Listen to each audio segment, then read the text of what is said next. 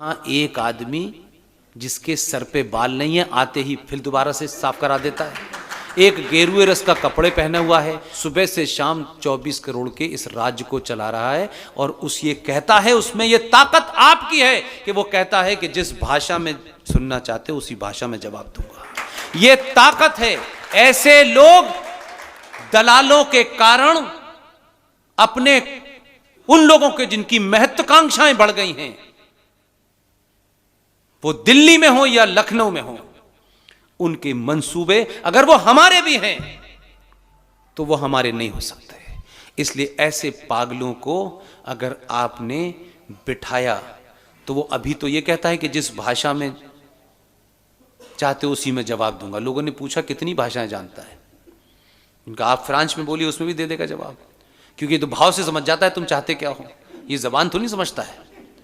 तो मेरा कहना है कि अभी कम से कम भारत को अगले 50 साल, अभी 50 साल मेरा तेरा ये जाति वो जाति, मैं फिर आपसे कह रहा हूं मैं नहीं रहूंगा, हम में से कोई नहीं रहने वाला है, लेकिन आने वाली नस्ल ये ना कहे कि हमारे बाप को, हमारे भाई को, हमारी मां को सब कुछ पता था लेकिन इन्होंने स्वार्थियों में चोरों को चुना, योगी को नहीं चुना। अगर भारत सेकुलर है भी, जिसे 1976 में रात के अंधेरे में इंदिरा गांधी ने बिना किसी से पूछे, अगर आपने उस 76 के अंदर भारत के प्रियम्बल, जिसको अक्षुण्ण कहा जाता है कि प्रियम्बल में बदलाव कभी नहीं होता है, बदलाव संविधान की धाराओं में होता रहता है समय समय पर, क्योंकि परिस्थितियों के हिसाब से उसमें अमेंडमेंट होते हैं, अमेंडमेंट करना जायज है। लेकिन आपने भारत के प्रियम्बल में 1976 में अपने एक दोस्त के कारण, जिसके कई सारे खुफिया एजेंसी के लोग भारत की पार्लियामेंट में थे, आपने 76 में भारत के प्रियम्बल में जोड़ा सेकुलरिज्म और सोशलिज्म। राइट? यह आपको नहीं पता? भारत के संविधान में जब संविधान सभा की डिबेट चल रही थी तब भी यह सवाल उठाता कि क्या भारत को सेकुलर बनाया जाए। उस पर अंबेडकर का यह बयान है और नहीं बहुत सारे लोगों का है। उन्होंने कहा भारत की धरती तो सदियों से सेकुलर रही है, यहां तो अनेक संस्कृतियां आई, अनेक मजहब के लोग आए, यहां पले बड़े, पारसी आए, या हमने तो किसी को नहीं रोका। हमसे ज्यादा दुनिया में कौन सेकुलर होगा? यहां तो स्टेट का भी कोई रिलीजन नहीं है, तो भारत में सेकुलर शब्द की क्या जरूरत है? तो साहब हटा दे। 76 में उन अंबेडकर जी का संविधान, जो ये नॉन बीजेपी वाले हैं, जो बीजेपी से जिनका संबंध नहीं है, वो जैसी कहते देखिए साहब संविधान में ये बदल देंगे, ये हिंदूवादी है, फलानेवादी है। अरे आपने तो 76 में उस पूरे संविधान के अंदर प्रियम्बल ही बदल दिया, आपने तो पूछा नहीं किसी ने। खैर मैं ये बात भी मान लेता हूं, अगर भारत सेकुलर है, आज की डेट में तो सेकुलर है क्योंकि उसमें लिख गया है, तो सेकुलर भारत में माइनॉरिटी कमीशन कैसे है? सच्चर कमीशन कैसे है? मुस्लिम एजुकेशन बोर्ड कैसे है? सच्चर कमीशन, माइनॉरिटी कमीशन तभी होगा जब भारत हिंदू राष्ट्र होगा। मैं बात गलत कह रहा हूं? अगर भारत हिंदू राष्ट्र होगा तब उसमें होगा कि भाई ये मुसलमानों के लिए अलग से, क्योंकि ये हिंदू राष्ट्र है। मैं गलत कह रहा हूं? लेकिन सेकुलर भी है और माइनॉरिटी कमीशन भी है। वहां कह रहे हैं कि मजहब की बुनियाद पर राजा कोई फैसला नहीं करेगा। सेकुलरिज्म का मतलब है रिलीजन अलग, स्टेट अलग, यानी राज्य अलग। फिर आप कह रहे हैं कि स्टेट और रिलीजन। फिर आपने वक्फ बोर्ड जो 1921 में 23 में बना था, फिर आपने 2013 में वक्फ बोर्ड के तहत एक कानून बना दिया कि भारत की किसी धरती, प्राइवेट, पब्लिक, सरकारी, गैर सरकारी, मंदिर, ट्रस्ट पे मुसलमानों की ये दुकान जो अंग्रेजों के जमाने शुरू हुई थी, फिर वो उसमें अमेंडमेंट हुआ 1956 में, फिर अमेंडमेंट हुआ 1995 के अंदर, और 2013 में भारत की संसद के अंदर कानून बन गया। उस कानून के तहत अगर इस जमीन के ऊपर वक्फ बोर्ड के दो लोग ये कह दें कि ये जमीन वक्फ बोर्ड की है और आपकी नहीं है, तो कानूनी तौर पर उसमें लिखा हुआ है कि वक्फ बोर्ड वालों को यह नहीं साबित करना ये वक्फ बोर्ड की है, आपको साबित करना है। और 3 साल के अंदर अगर आपने वो जमीन खाली नहीं की तो 3 साल के बाद धक्के मार के आपको बाहर निकाल दिया जाएगा। और आप अगर नहीं निकलेंगे तो कानून का सेक्शन 40 का एक सेक्शन ये कहता है आप इनक्रोचर हैं, इसलिए आप पे केस चलेगा। आपको पता ही नहीं है क्योंकि आपको प्याज के दाम पे सरकार बनानी है। इसलिए 2013 में बना, 1995 में अमेंडमेंट हुआ, 1995 के अमेंडमेंट के बाद 2005 में भारत के अंदर जो तकलीफ की निशानी है, जिसे हमें और आप मोहब्बत की निशानी कहते हैं, उस तकलीफ की निशानी ताजमहल को वक्फ बोर्ड ने अपने कब्जे में 2005 में ले लिया है। आपको पता नहीं है? गुजरात में सूरत म्युनिसिपल कॉरपोरेशन के ऊपर दावा ठोक दिया है, कोर्ट कह रही है हम इसमें दखल ही नहीं सकते, ये तो कानून है।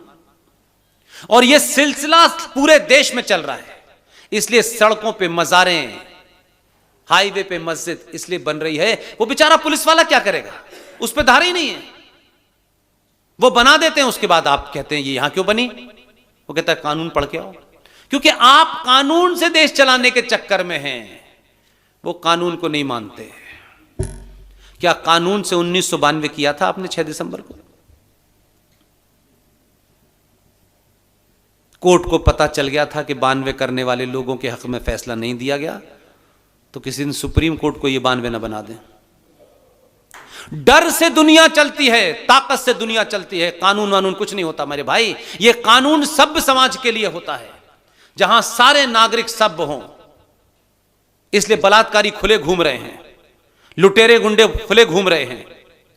भारत की सुप्रीम कोर्ट का चीफ जस्टिस, कोई धर्म सभा संसद के अंदर किसी ने कोई बात कही, 3 फेक वीडियो के ऊपर उसने नोटिस जारी कर दिया। हमारे वकील ने 50 ऐसे सबूत दिए जिनमें कहा कि मुसलमान इस देश में हिंदुओं के कत्ल की बात कर रहे हैं, आपने उन्हें नोटिस जारी नहीं किया, तो दाएं बाएं घूम गए। क्योंकि उस वकील को सरकार का दलाल नहीं बनना है। ऐसे लोग आपके बीच में हैं। विष्णु शंकर जैन जो आपके शहर में इस मंदिर की लड़ाई लड़ रहे हैं। इस मंदिर के और मस्जिद के बारे में आपको एक तथ्य नहीं पता जो आपके सामने बताना चाहता हूं। 1991 में नरसिम्हा राव के दौर में एक कानून बना, उसमें से अयोध्या को हटा दिया गया। अयोध्या को हटा करके एक कानून बना, उस कानून का नाम है प्लेसेस ऑफ वर्शिप एक्ट 1991। यह कानून यह कहता है, क्योंकि अयोध्या का मामला कुछ था, तो लोगों ने कहा कि यार अब हमारे लिए तो बहुत जरूरी है, बाकी छोड़ो ना, कल देखेंगे।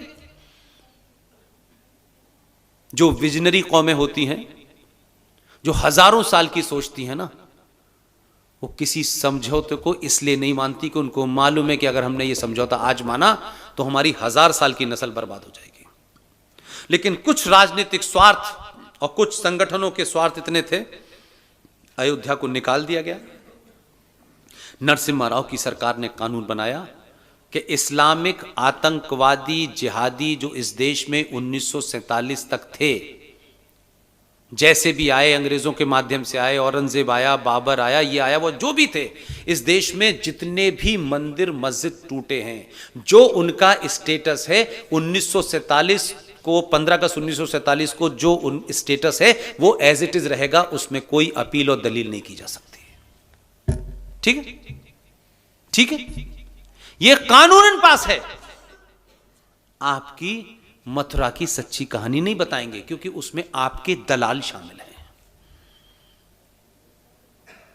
इस मथुरा में ईदगाह 1947 में नहीं था। पता है आपको ये बात? ये ईदगाह, कृष्ण जन्मभूमि का जो झगड़ा है, ये ईदगाह 1947 में था ही नहीं। तो फिर इसका स्टेटस तो बदलना जाना चाहिए, ये तो उस कानून में नहीं आता।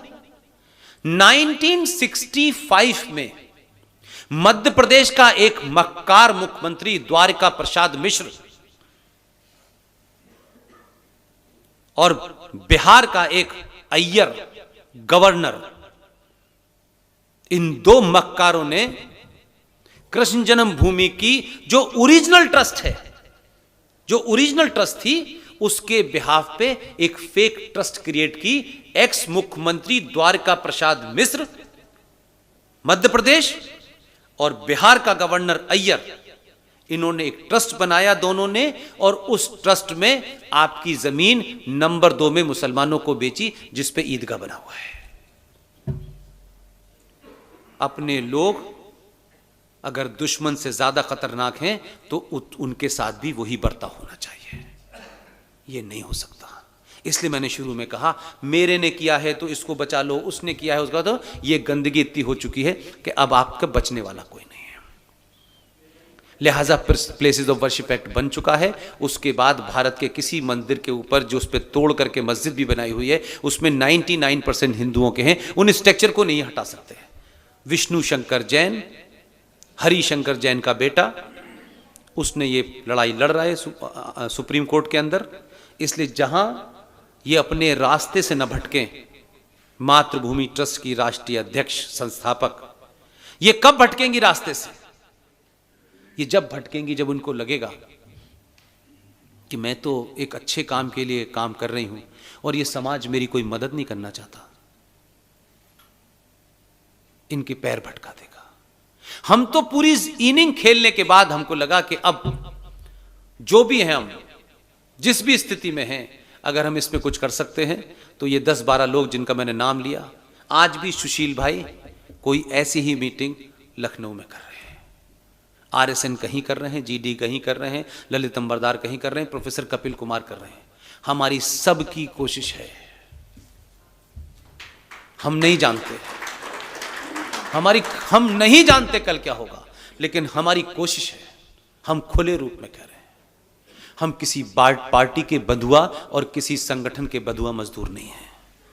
लेकिन इन परिस्थिति के अंदर 23 करोड़ की आबादी का मुल्क है पाकिस्तान। उत्तर प्रदेश की टोटल पॉपुलेशन 24 करोड़ है। वहां सेना मिलके, कैबिनेट मिलके नहीं चला पा रही।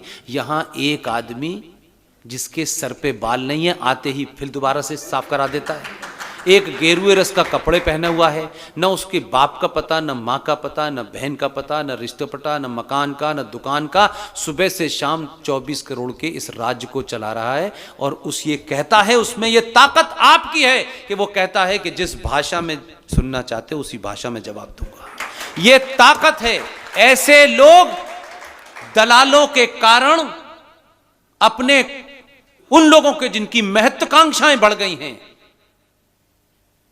वो दिल्ली में हो या लखनऊ में हो, उनके मंसूबे अगर वो हमारे भी हैं तो वो हमारे नहीं हो सकते। इसलिए ऐसे पागलों को अगर आपने बिठाया तो वो अभी तो ये कहता है कि जिस भाषा में चाहते उसी में जवाब दूंगा। लोगों ने पूछा कितनी भाषाएं जानता है, इनका आप फ्रांस में बोलिए उसमें भी दे देगा जवाब, क्योंकि तो भाव से समझ जाता है तुम चाहते क्या हो, ये जबान तो नहीं समझता है। तो मेरा कहना है कि अभी कम से कम भारत को अगले 50 साल, अभी 50 साल, मेरा तेरा, ये जाति वो जाति, मैं फिर आपसे कह रहा हूं, मैं नहीं रहूंगा, हम में से कोई नहीं रहने वाला है।